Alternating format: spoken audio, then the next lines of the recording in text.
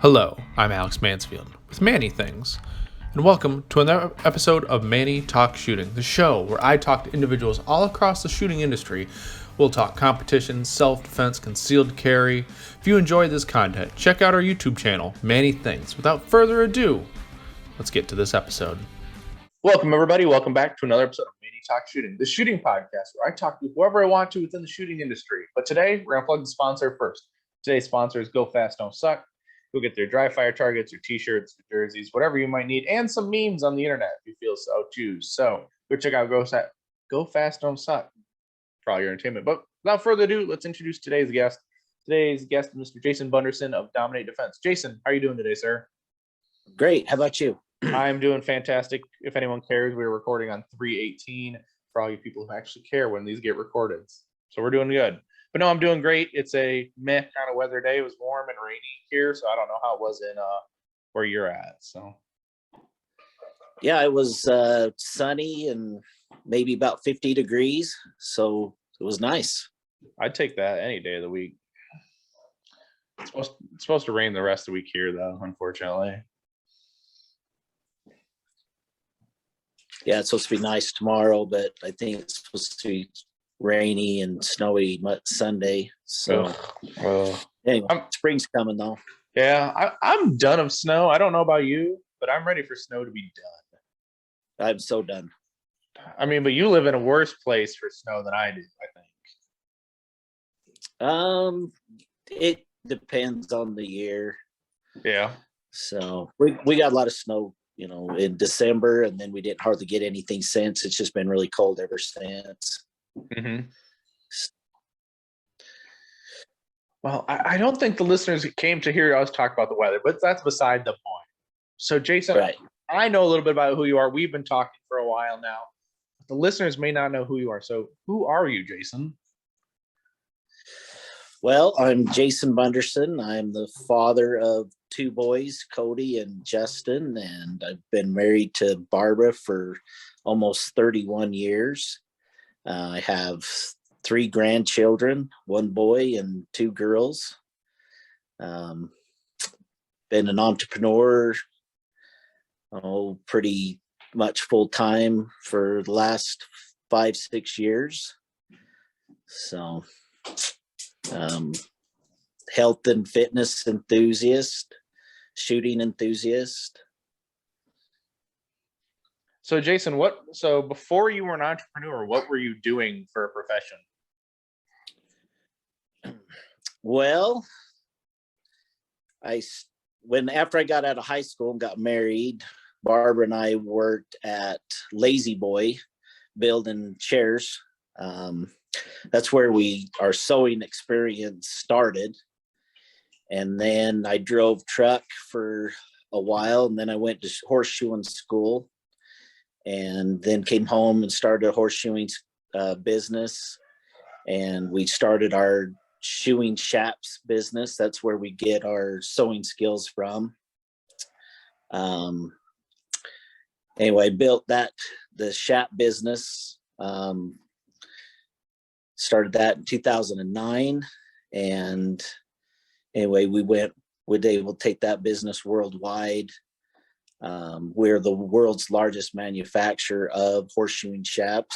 And anyway, then got into guns, wanted to start concealed carrying. So anyway, we figured out that was a challenge with belts and holsters and all that. So started building some belts and trying a few things there, and then learned how to build holsters so I could build better belts. And anyway, it's just kind of been a ongoing process for the last 6 years.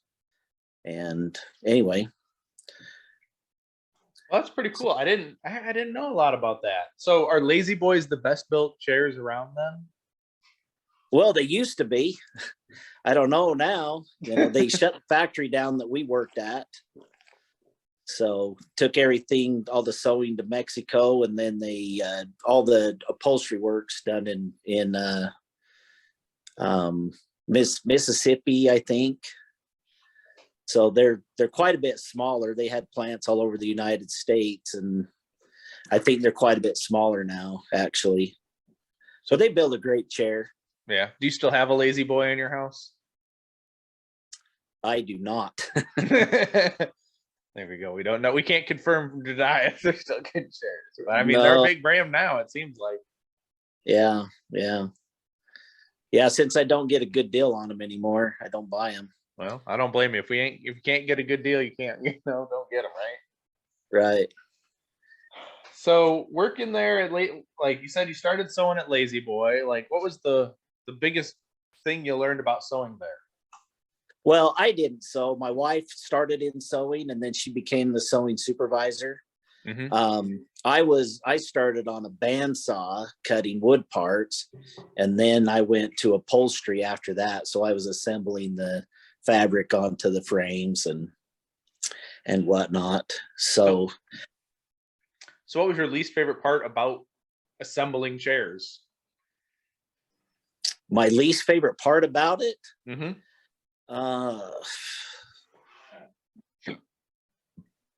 Well, there was, I don't know what I guess I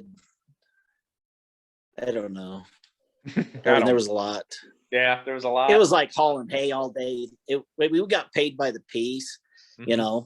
and so it was like hauling hay all day long. You just go and you'd sweat, and it was okay, but Mm-hmm.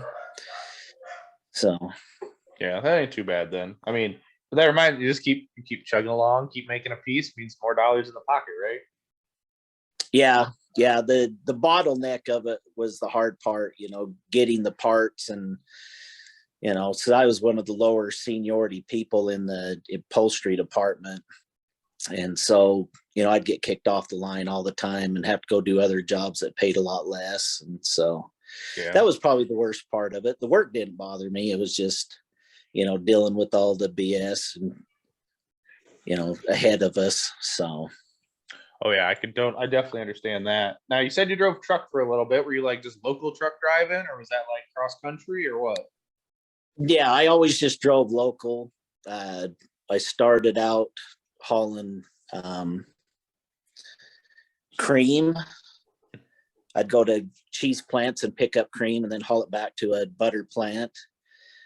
My wife's brother-in-law owned the company that was hauling the cream, and then he sold that business, and then I was hauling milk for a while, just going picking it up at dairy farms and taking it back to the cheese plants. And then I just decided I'd had enough of that. And we had horses. We had about 25 head of quarter horses, stallions and mares and stuff. And I just always wanted to shoe horses. And so I said, well, I'm going to shoeing school, quit my job, and headed to Oklahoma for a couple months and learned how to shoe horses. And anyway, and that's when my shap business started, because I looked at the shaps that were available, and I'm like, well, we can do better than that. So anyway, I called my wife the first day, and I said, when I get home, we're going in the shap business. And I'd always wanted to start my own business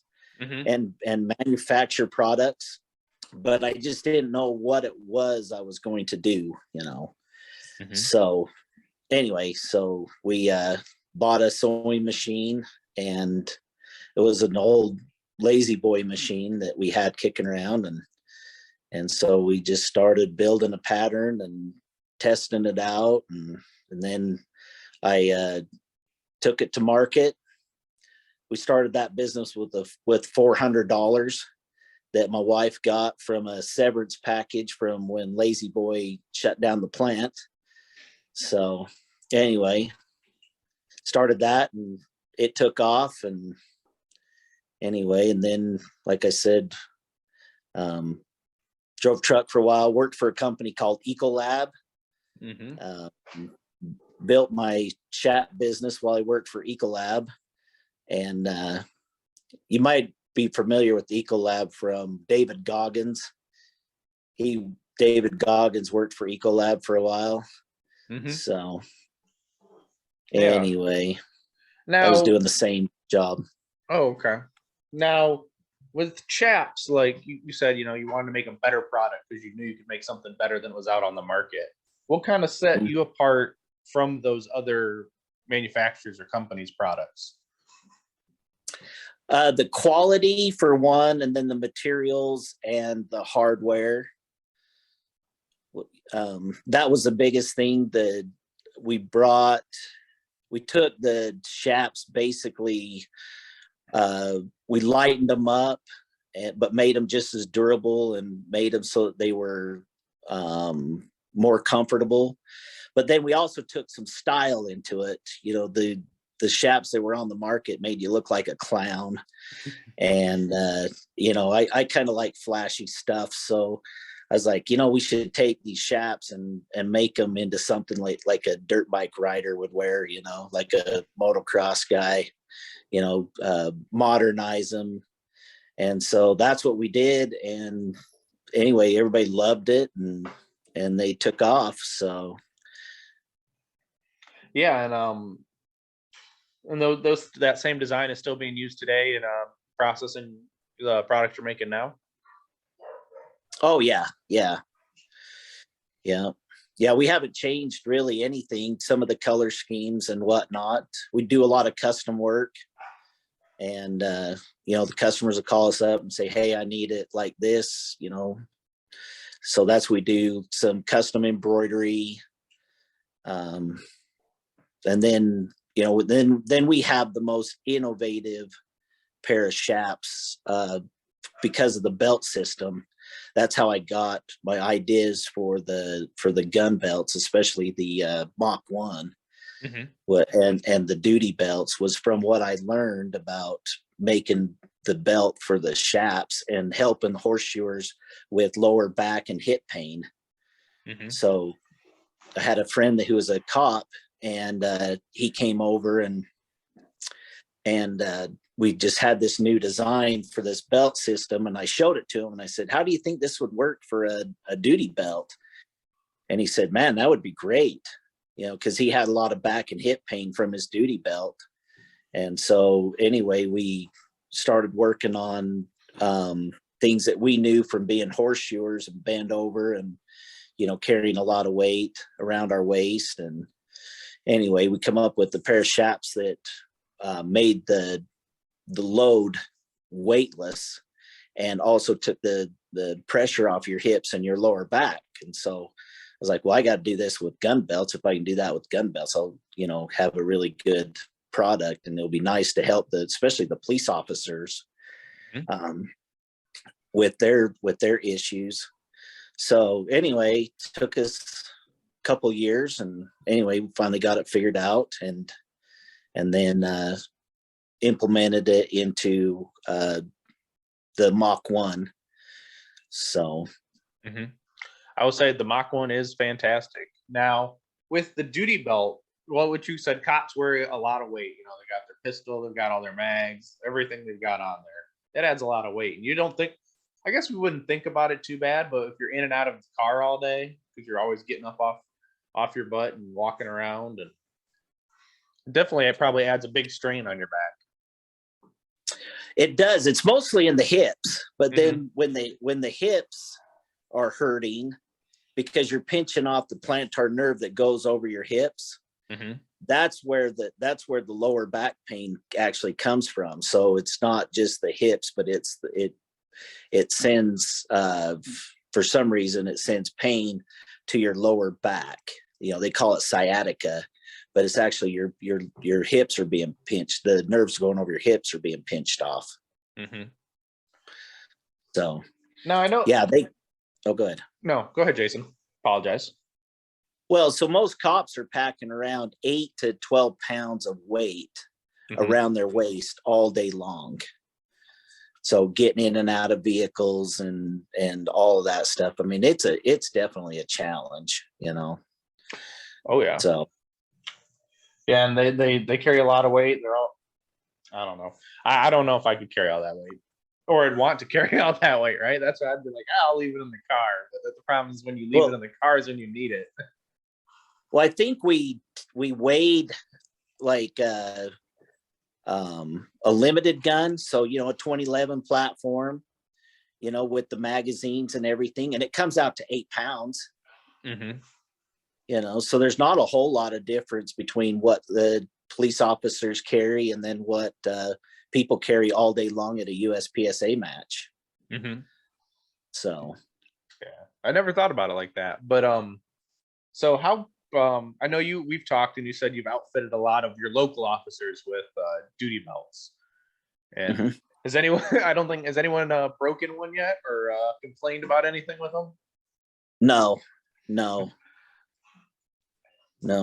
Have you seen? Have any of them worn out yet from longevity of use? Nope. Well, that's a good thing then. No, because we use really heavy duty materials. Yeah, most of our like research we've done is like the blend of materials, how well they wear, and that sort of thing. That's all taken into consideration into our belts. We didn't just like, well, here's some scuba webbing and that'll work. There's a lot to it. I actually, on the inner belt, I have a blend of scuba webbing that I use for a particular reason. It's not just, well, here's scuba webbing. It does react differently, and it does feel different on the body depending on the blend you're using. So for our video listeners or watchers, I do have an inner belt right here, the new inner belt, the fantastic new inner belt. Even though I don't know how you made it better than the old inner belt, but besides adding the core to it, it's freaking fantastic. Yeah, I added the core, and then I also changed the blend of the scuba on it. So, and if anyone was actually wondering, like, well, at least my old belt only had 4 loops, because everyone knows you have the nice hook that comes over on it, and then I like that there's now a 5th loop on the belt. That just might be because I'm fat now. I don't know. But what else we got? Oh, so Jason, it's really cool that you've pretty much gone through the progression of your business, right? You've gone through starting there, and then kind of taken all that you've learned and put it into the belt systems that you've been working on. But how did you were you always shooting growing up, or did you get into shooting later in life? Well, I grew up with guns, but mostly black powder. Okay. My dad was a black powder enthusiast, and so I just had a black powder rifle, and then some 22s and shotguns, and I wasn't real big into guns, honestly, until about the last 5-6 years. I shot a lot of archery growing up. I had a sponsorship with Browning, shooting target. And then I lost my eyesight actually when I was about 20 years old, and I wasn't able to keep shooting archery because I couldn't see the target. So anyway, and then, didn't do much of anything with guns, honestly. Wasn't until things started getting a little sketchy in the country, that I was like, maybe I ought to get a carry gun. I was working some nights for Ecolab, and they, of course, they had a no gun policy, but I didn't care. And anyway, so this is how much I knew about carry guns. My first carry gun was a CZ 75B in a 40, right? Yeah, so you can imagine how long that lasted. Yeah, well, maybe let's see, probably a month, right? Yeah, if that. I mean, I never carried it. I carried it one night a month, So anyway, and I if I had to actually use it, I'd have been screwed because I really didn't know what I was doing anyway, but it felt good, So anyway, so then our progression kind of started. I took a concealed carry class from a friend of mine who's a police officer here in town. And then my second carry gun was a M&P Shield. And anyway, and then and what did I go to? The Glock 9. No, I bought. Everybody's gonna laugh because everybody does the same thing. I bought a Springfield. Right? So you laugh. Yeah. Everybody has to go through the journey. So I bought a Springfield XDE, and then I bought a Glock 19, and that's when I got into USPSA. A friend of mine, he'd gone to a few matches, and one day he just says to me, he's like, "Hey, you want to go to a pistol match?" And I was like, I need to get out of my comfort zone, try something different. Sure.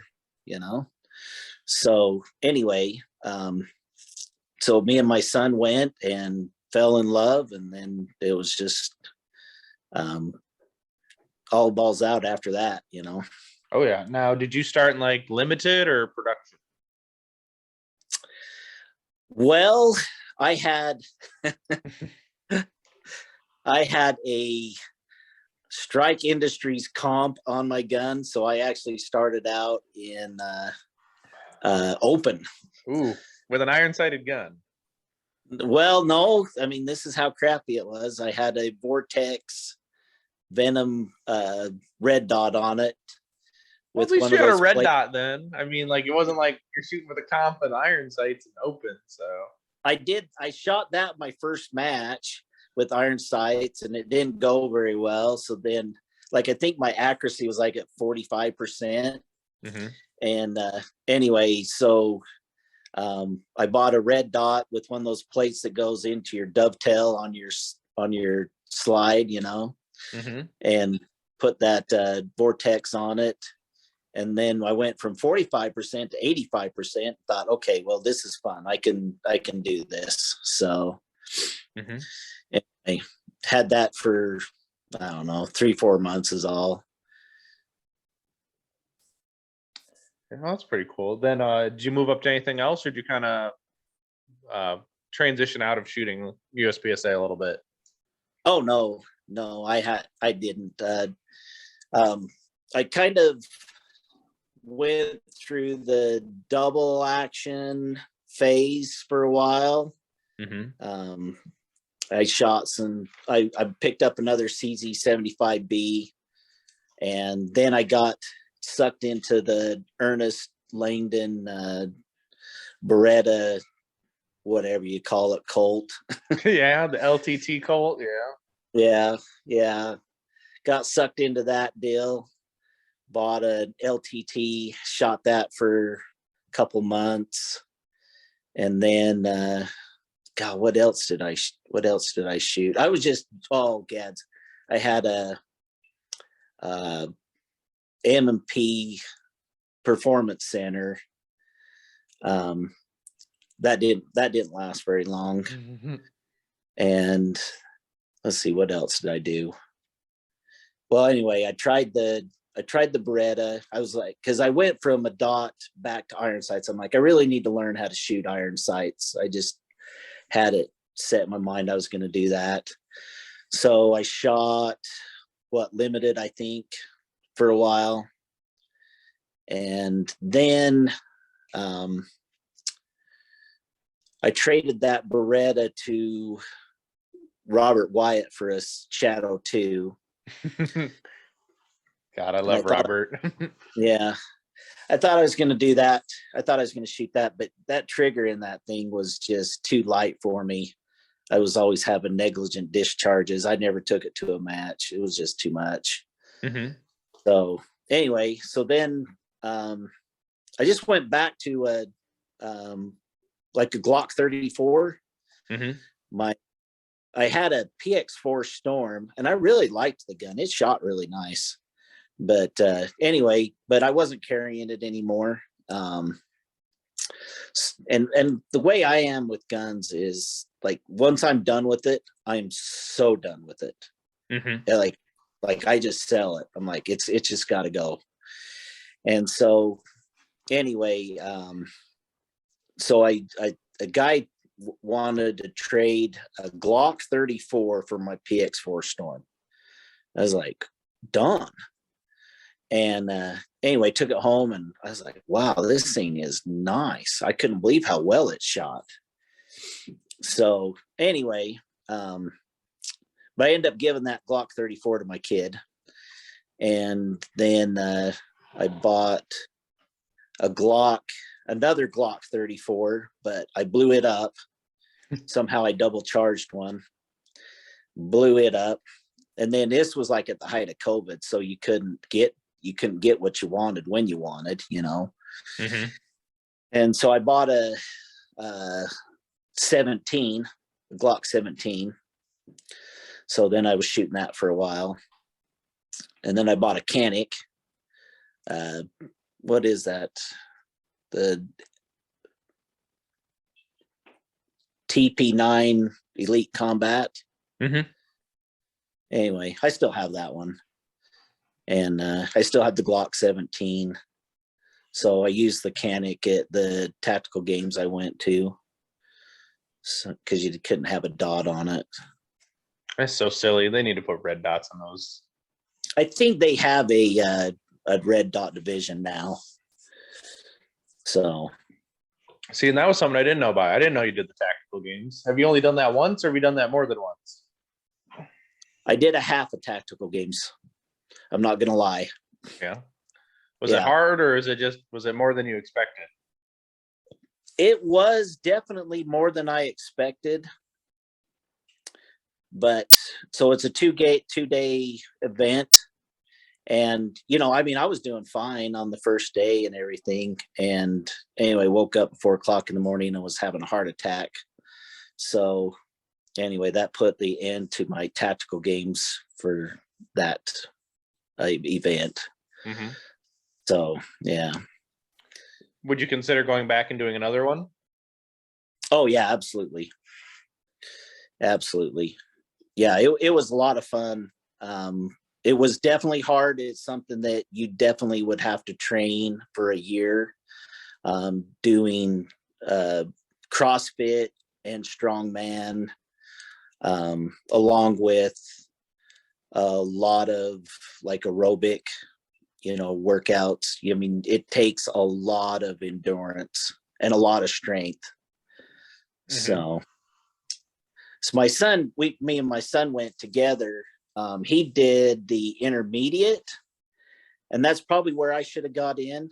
But I entered the 40 Masters, and I would have thought that would have been like kind of about the same. Mm-hmm. You know, because I was 49, and so anyway, I just thought that's where I belonged. Oh no. 40 Masters is for guys coming out of special forces or SWAT that are in their 40s and they're really good shape. I mean, It was just a step below. It was a step below the elite, you know, which is the highest.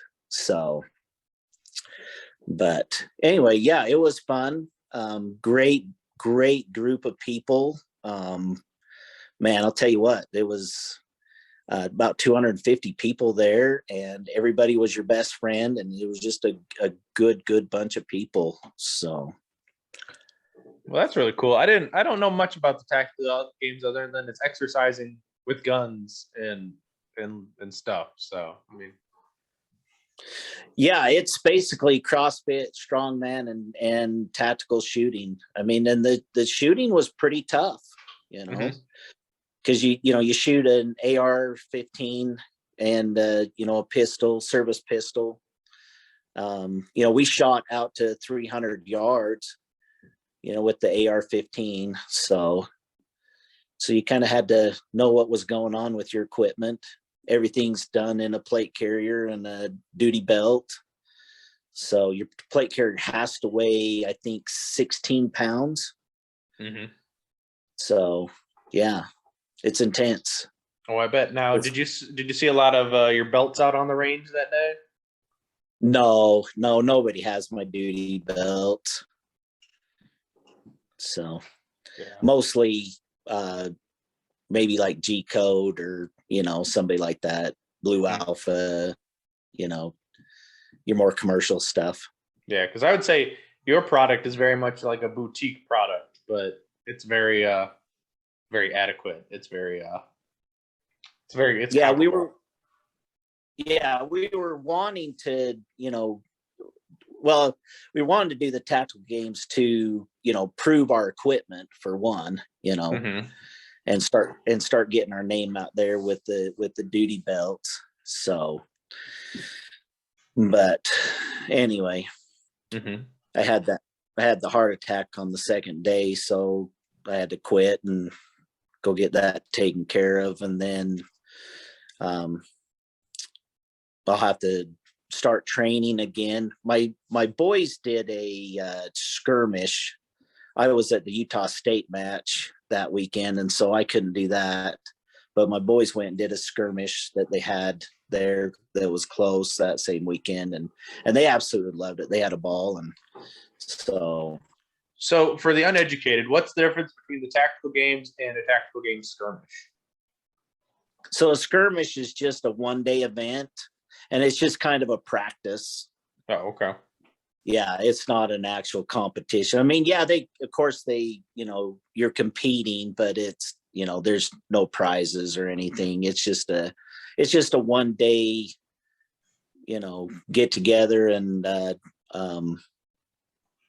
practice for the tactical games. So, so if you're going to compare it to like USPSA, it's like comparing like the tactical games to like a sectional state level match, and a skirmish to be like a level 1 local match. You go to your local club and shoot. right. Okay. It's pretty cool. Now, where did the name Dominate Defense come from? How'd you land on that as a brand name? Well, we like to listen to like self-help podcasts, like Andy Frisella, that sort of thing, and they're always talking about like dominating your, like, I guess your industry, and then they're always talking about like American dominance. We always, like in World War II, we had the most dominant airplanes, and that, we had to innovate to get to that, and so that we could dominate the skies and and defeat our enemies. And so, but we also have to dominate ourselves every day, overcome our weaknesses, get out of bed, get to the gym, run that 10 miles or whatever, and then come home and get the work done for the day, and just be the best people that we can possibly be. I mean, that's, I don't have any competition. All I have is myself to beat. I don't have to beat anybody else, So that's where dominate comes from. That's cool. Well, if anyone cares, on the video format, I'm wearing a Dominate Defense shirt because Jason sent it to me, and it's an orange, so Doug would approve because it's an orange, right? Right. He loves orange. That's how we really got connected, was through Doug. Thanks, buddy. But now I did have another question. How'd you hook up with Robert Wyatt and the Paracast? Okay, so they're just down in Salt Lake, which is only a couple hours from me. And Clay Grover is a local guy, and Clay was just awesome. He took us under his wing. When we first started shooting, we were always in his squad, and he just was helping us a lot. And anyway, one day, so we had the ratchet buckle system on our shaps, and so we had the ratchet buckles that we use on the belt, and so we were using a belt with the ratchet buckle several years ago, right? And anyway, Clay happened to notice my son Cody wearing one, and he comes up and he's like, "How tight can you get that belt?" Cody says, "Tight enough it'll cut you in half." And he said, perfect, you know. And he says, he said, make me one.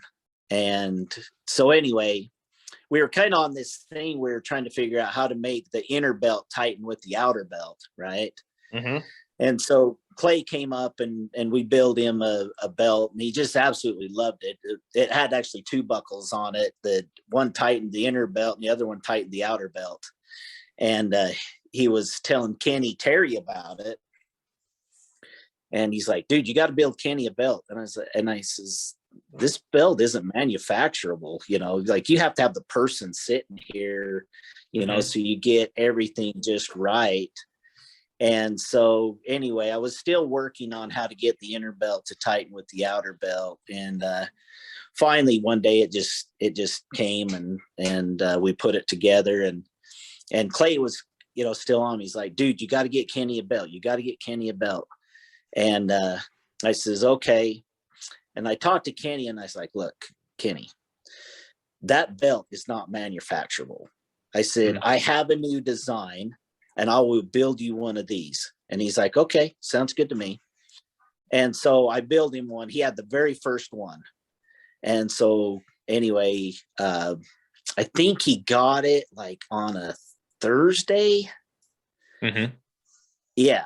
And then and usually how this deal works, you know how it works, is you'll practice with a new piece of equipment for several months before you ever take it to a match. And that's what I fully expected, right? Right. Well, Kenny will just dry fire with it or practice with it for a few months, you know. So this was in the first part of September. No, the end of August. And the Utah State match was the next week. And anyway, so Kenny got it on Thursday. They had a match on Saturday, and he just went right to work. You know, it was so good. He was like, well, I'm just going to use it. And so anyway, Robert Wyatt and those guys, they were looking at it at the match. And so then the next day on the Paracast, when they recorded the Paracast, they like, Kenny, you got a new belt. Tell us about it. So he kind of said something, and they said, well, what do you think about it? You know, he says, I'm going to use it at the state match next week. They're like, what? And he's like, yeah. He's like, this belt is amazing. He said, I'm going to use it next week. And they're like, whoa. So that all of a sudden like got everybody's attention. So anyway, they called me up, and he says, hey, you know, do you want to donate some belts to the state match? And I said, yeah, sure. So Robert happened to get one, and Jared Stepp got one.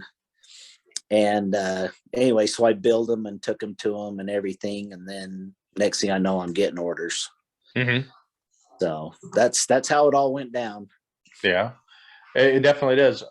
I did get one listener question in particular from Robert, and he asked, how many iterations of the belt are there? So I know you've probably gone through quite a few.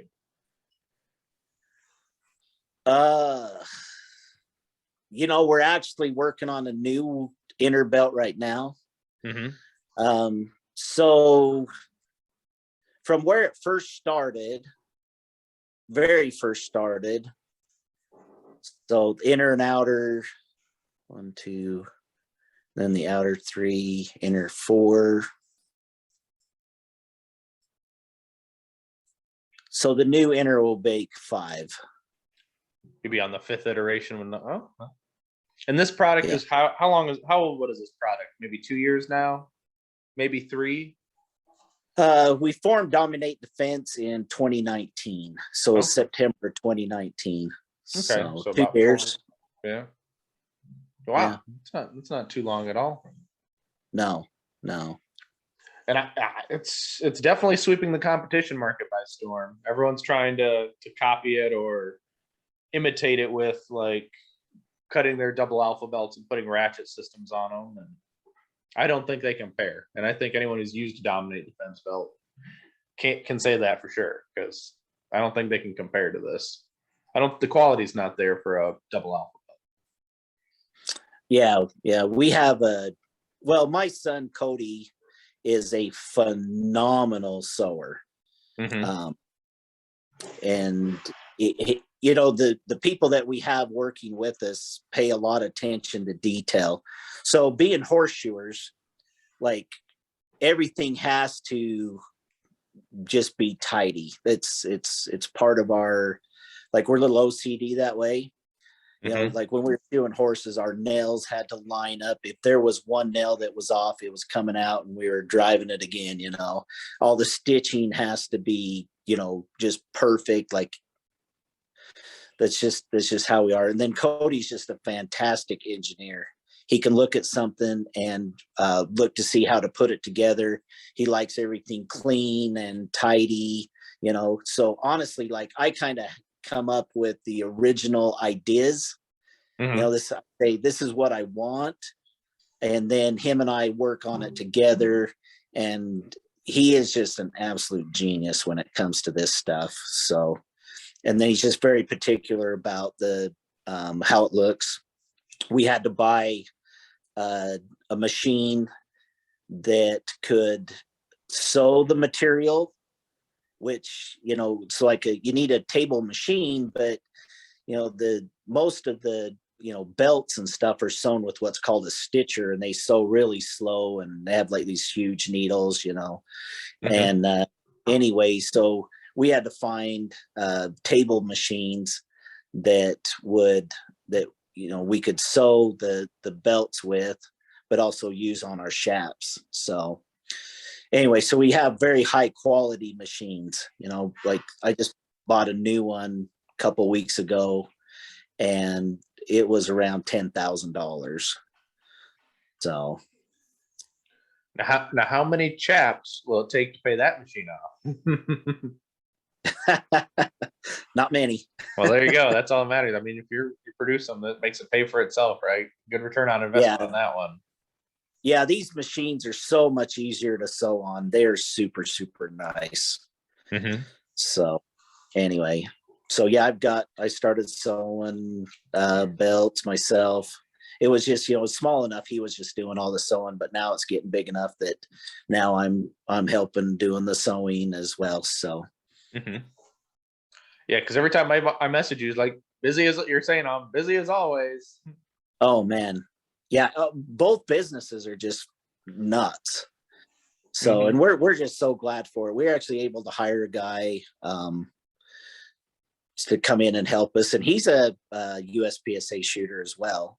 Mm-hmm. So he's just absolutely loving it that he can come in, and, you know, we got my range in my backyard, and so we'll, you know, every once in a while we'll go out and shoot some drills or something, and then Mm-hmm.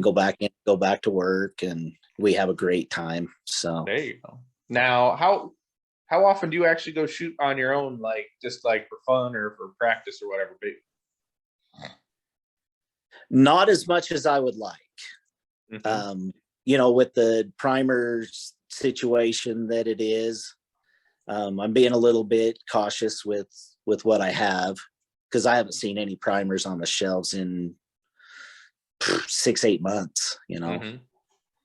So Yeah, it's definitely find them, buy them online if you can find them, but you don't like the price of them, that's for sure. yeah, I'm not buying them online. I got quite a few, so I'm not buying them online, but I am being cautious. So Mm-hmm. Well, I know Robert will listen to this, so Robert, just bring Jason some primers. Give him some primers. I know he can give you up some because he's got his like 10,000, no, 100,000 primers or whatever. At least he's got in his basement somewhere. yeah. Yeah, I'll tell you what, I'll never be lower than 100,000 pistol primers ever again. Mm-hmm. Once things get back to, you know, hopefully they get back to normal. Yeah. So, Or whatever we call the new normal. I mean, they probably won't ever get back down to near 25,000 or anything, but God, I wish. well, I think, you know, the thing is so we know a guy that's getting a whole pallet of large rifle primers, like for precision rifles. Right. And anyway, but the guy that's getting them, he's like, you guys want to help me sell these? And so he's getting them for $45 a thousand. Mm-hmm. So, they're not really selling to the retailers for a whole lot more than, I guess they are probably twice what they were before, obviously. Mm-hmm. So, but it's just kind of a one-time deal, I guess. Some guy that works at the primer factory up in Lewiston, and anyway, this guy's like, "Hey, you guys help me sell these primers." We're like, "Yeah, we can probably move them." I think he's got 1 million primers coming. So I'm like, I wish they were small pistol. Mm-hmm. Yeah. Yeah. Even make small rifle work to an extent, long as they're not like those military like AR primers. Yeah. Yeah. What are you loading on anyway? I have a square deal B. Wow. That one auto indexes, doesn't it? It'll move the shells around for you. Yeah. Yeah, I just asked a friend of mine, a few years ago. I didn't know nothing about it. And I was like, okay, what do I get? He's like, oh, just get one of these square deal Bs. It's plenty good. Mm-hmm. But I really wish I'd have spent the money and at least got like a 650 or something, back then. Mm-hmm. But it works. Yeah. And then we've got a 550 that we load our 223s on, and 300 blackout. So yeah. Do you prefer the 223 to the 300 blackout, or do you like 300 blackout more? We like the 300 blackout, just for the fact that we can cast our own bullets and cast them and coat them, and then I can load them for like 9 cents. Mm-hmm. So, and they shoot a little softer than a 223. Are those subsonics or supersonics or what? I think so. We have like a 230 grain bullet that we use, and then we have like a 150 grain bullet. So the 230 grain bullets are sub, and then the 150 grain, I think they're flying about 18 something. We kind of load them light. Mm-hmm. So as long as they function the firearm, right? yeah, they cycle well, and they're pretty accurate at about 300 yards. We don't use a cast bullet out to 300 yards. If we're going to shoot 300 yards, you got to go to a jacketed bullet. Oh yeah. But for up close, like 25, 60 yards, the cast bullets do really well. Oh yeah. Now, do you prefer shooting a rifle, or you much rather shoot pistols? No, I'm a pistol guy. Mm-hmm. I like shooting the rifles, but I've always been a pistol guy. I love pistols. Mm-hmm. So I'm kind of the same way. I much prefer pistols over rifles. I have rifles and shotguns, but I'm definitely more of a pistol guy myself too. Yeah. The rifles are okay, but I just love pistols. I love the feel of them. I love how they look. Just everything about them. I love carrying one. So, yeah. Well, that's that's the easiest part about it, is you can carry a lot easier to carry a pistol than it is like have a rifle like in your car or whatever or something. Yeah. I don't go anywhere without my carry gun. Mm-hmm. So now, aren't you like? Isn't your carry gun like a SIG now? Yeah, I have kind of. Yeah. I have a SIG P365. I bought an Icarus metal frame for it. Mm-hmm. So anyway, but I did buy a, what do you call it, Glock 48 yesterday. Oh, okay. So we'll have to see which one you like more, the 365 or the G48. That Icarus will be pretty cool though. Did you put that on? Did you put the fire control in the Icarus frame yet, or what? Oh yeah. I thought it would make a difference. but it really didn't. Yeah. You know, Besides I aesthetically. kind of, yeah. I mean, aesthetically, it's just beautiful. You know, but I mean, it's definitely nice. I like a little more weight. You know, there's not as much vibration in the frame. You know, so that's nice. Yeah. But we were doing some Bear Essential drills. You ever seen that? Yeah, it's a training target. Yeah. Yeah. So you shoot what? 5. Yeah, you shoot 5 and then 5, reload, and then shoot 3. And Yeah, that sounds right. On my reload, I got the bottom of my palm between my magazine and my frame and bit my hand. I was like, yeah, that's no fun. That's not good. No, so, that's not good. That's very painful. Yeah. So anyway, I was like, maybe I need a little bit bigger gun. So anyway, but yeah, I was real happy with the 48. We shot it. I don't have a red dot on it, and just the iron sights that it came with. 35 yards. 8x14 steel was nothing at 35 yards. I could hit it at 85 yards, and then plate racket, 10 yards. It shot really well. I was really happy with it. Yeah, that is pretty cool. Those are always some cool guns. I mean, it's nice to see you're actually going out and shooting them and testing your skills. And I don't know a lot of people who can say they shoot regularly out to 85 yards with a pistol, though. Oh yeah, we do it all the time. If we can't shoot 85 yards with the pistol, then there's something wrong. Because for me, I have a greater chance of being in an active shooting than being mugged, because we statistically live in the safest place in America. But any large gathering is a target for an active shooter. So going to church or whatever, a 60-yard shot wouldn't be out of the question. That would be very realistic.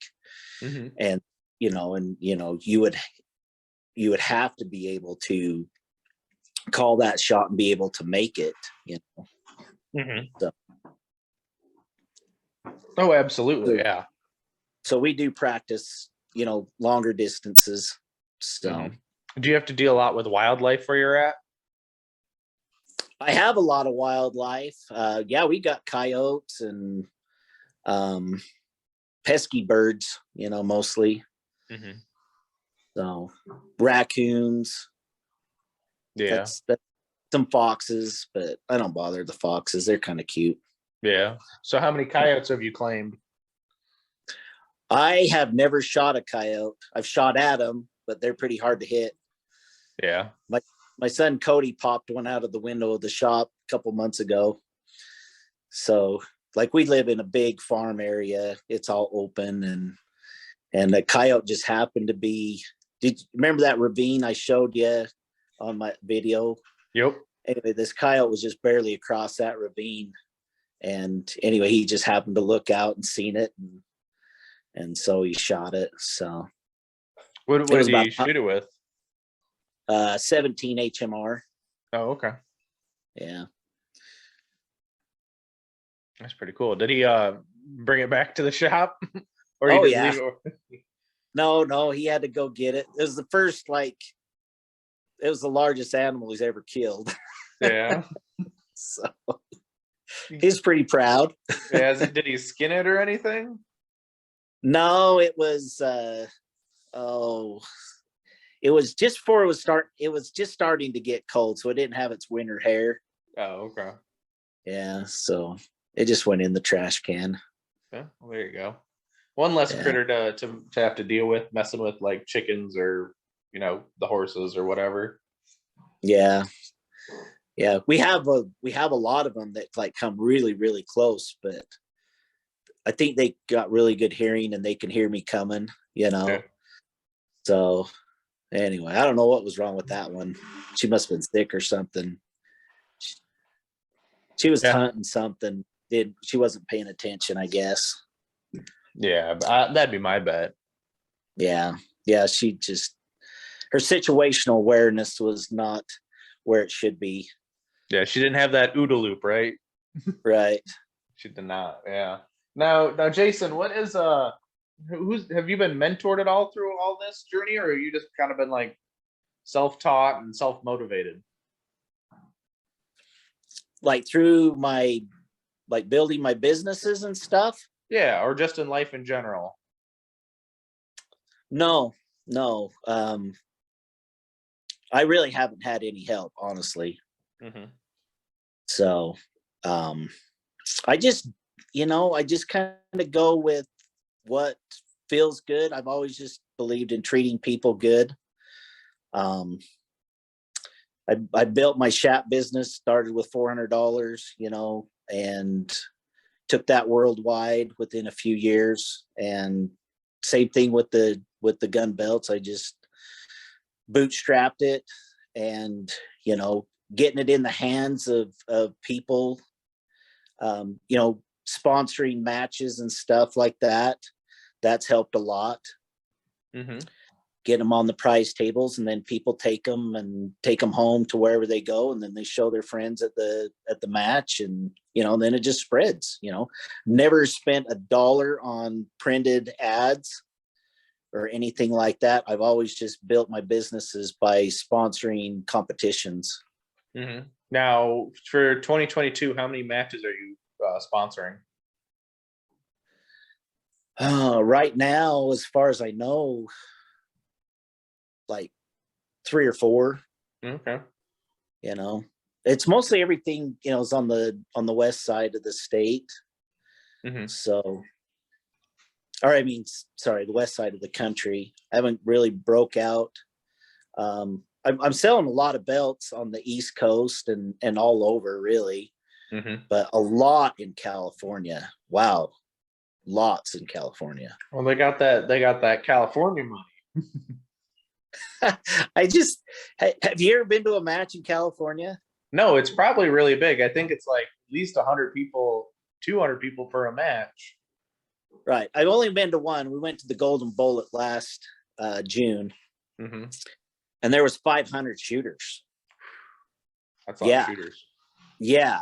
And I think that's just all these people do, I mean, it was in the Bay Area, and I think that's all they do is just like shoot every weekend. That's their life, Mm-hmm. And so anyway, and I think it's that way all through California. I sell a lot of belts in LA, Phoenix, Albuquerque, a lot of the places that are warmer all year round. Mm-hmm. That's where we're selling the most. Oh yeah, I can see that. I can see that. Well, it helps. Tim Herron's down in Albuquerque, so that's always nice too. But right. Well, there's a lot of 3-gun stuff going on. oh yeah, well yeah, Phoenix is always busy because they have all the crap going on. Yeah. So, have you heard about the Infinity Challenge? Well, I think the Infinity Open. I think you're talking about Infinity Open, yeah. Infinity Open, yeah. Mm-hmm. Yeah. So we're going to sponsor that. Go down to Texas in October. No, that'll be fun. Yeah. Yeah, we got an invitation to sponsor that, and so I was like, heck yeah, that sounds fun. So go down to that. So that'd be cool. We go down to Gordon, Texas, and have a good time. Yeah, I'm assuming you're gonna sponsor Utah State again. Yeah, I always sponsor the local, matches, and try to sponsor support the guys that got me started, really, Kenny and Tom and Robert and Steve Koski, So yeah, they're all some good dudes. I like listening to their show. If you, the listener, haven't listened to the Paracast, you're living under a rock. So go look it up right now. Go listener, Paracast. There you go. Paracast. Paracast. But anyway, yeah, I like talking to Robert. Robert's a good dude, and they're all pretty good dudes. You and I both probably listen to their show. So Yep, every week. yep. Well, whenever they throw one out, I guess. I mean, yeah. It's okay. Yep. Tom Nelson or the UPS man. Right. Yeah. I can't. But their podcast is what started my business. It would have took me years to do what they did in 10 minutes. Mm-hmm. So. Yeah, and they've been doing it for a hot minute too. It's not just like it's popped up over, out of nowhere. It was been there, so that's definitely the nice thing. Yeah. As soon as shooters find out that there's a good product, they don't want to deal with no crappy product. Right. I mean, that's how I am. Like, I found your belt through Tim Herron and then the Paracast, and I was like, oh, I got to have one of these. I was hesitant at first, but because the combo is not cheap. I'll say that it's not cheap, but it's definitely worth it. So if you guys are on the fence, I know I'm trying to be a little bit of a salesman here, but if you're on the fence, just do it. You won't need to have to buy another belt until Jason makes another version. Jason. But yeah, it's definitely, I like it. It's fantastic. I wear mine like every day. So for a while, I was wearing that old inner belt as like an everyday carry belt, like Robert does, and it's like, this is really comfortable, but it's not designed as the EDC belt. It's the inner belt.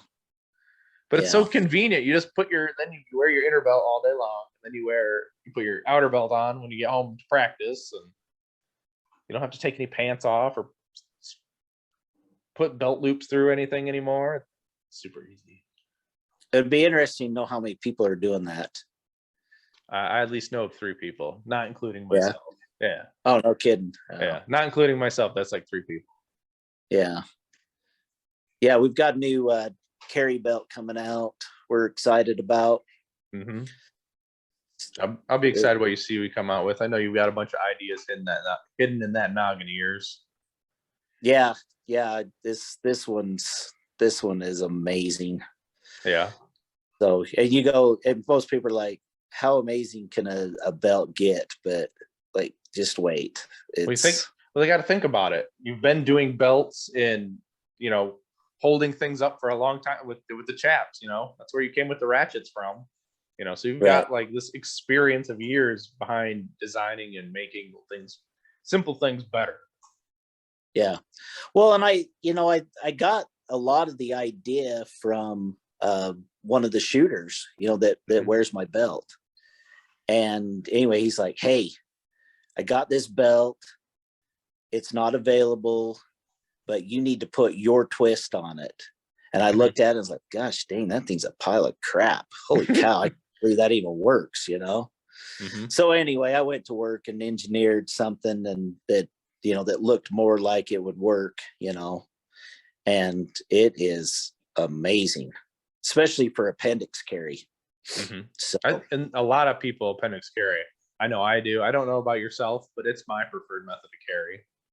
Oh yeah, I've been appendix guy for 4 years. I mean, I fought it for a long time. I was like, God, that just doesn't look right. It just doesn't look like it would be comfortable, And so I went to work because it wasn't comfortable. It freaking sucked, And I was like, okay, I got to fix this, because I do feel like it is the best way to carry. It's the easiest way to conceal. Mm-hmm. I think. It's just, I think some guys, are pretty quick out of 3 o'clock position on their draw, but it just feels more natural to me, And so anyway, I was like, I got to fix this. This is just terrible, especially sitting down. I'm not one of those guys that climbs into my vehicle and then takes my gun out of my pants. I think that is the safest place for it. Oh, yeah. And so, you don't need a missile flying around your car if you get in an accident. I don't know how it's going to feel, if you do get in an accident, being, in your waist, but I think it's better than having it just, flying around the car. Mm-hmm. So anyway, and so I've spent honestly like the last 5 years, working, building holsters, pad systems, belts, and I know now that I have it figured out. So Jared Clausen from Tier 1 Concealed, he came up to my place a few years back, and anyway, we were checking out his holsters and stuff. We were actually going to build some belts for him, and we just weren't there yet. Mm-hmm. And anyway, but we noticed when he got out of his vehicle, he didn't have his holster down his pants, and so we were still like, appendix, that just doesn't look comfortable at all. And it's not. I mean, honestly, like really for most people, it is not comfortable. So anyway, so I just like, okay, this is my mission in life, is to figure out how to make appendix comfortable. So and I got it figured out now. Mm-hmm. So anyway, we're excited about it. Oh, heck yeah, we are. Everyone's going to be excited about that one. Now, so Jason, what do you carry? What do I carry? I carry a Glock 17 every day. I carry a full-size gun every day. Mm-hmm. Appendix? Yep. Appendix with a flashlight. Oh, wow. Yep. Oh. Yep. I carry that big thing every day, and it's not cumbersome. I don't know. My body type fits right. My man belly doesn't impede on it too bad. So which light do you use? I have a TLR1 HL on. Oh, big light. Mm-hmm. Big light. Yep, I use that. For a while I was carrying without a light, but I like it better with a light just because it kind of distributes the muzzle weight a little bit better, like down my leg, so it's not poking me too bad. Right, I agree with that. Mm-hmm. Yep, but it's in a 34 length holster because it's a 17, but with the light makes it a little bit longer. But I think the longer the holster is, the better it is for not trying to like flip out of your pants, like because you'll have like the holster under. This is the belt. Like the more of you have the holster underneath the belt, the more comfortable it's going to be. At least in my well, people like Filster have said that too, though, when it comes to holster making too. So, right, I agree with that 100%. Mm-hmm. Yeah, that's why I went to the 48. The SIG P365 XL. Mm-hmm. It's almost there. That extra, it looks like about 3/4 of an inch difference on the 48 from the P365 XL. Mm-hmm. I think that is probably the optimal length, so especially with my belt system. So because the belt will not allow the gun to rotate. So it's got a lot of elastic in it. And so when you do sit down, it just pushes out, it doesn't rotate.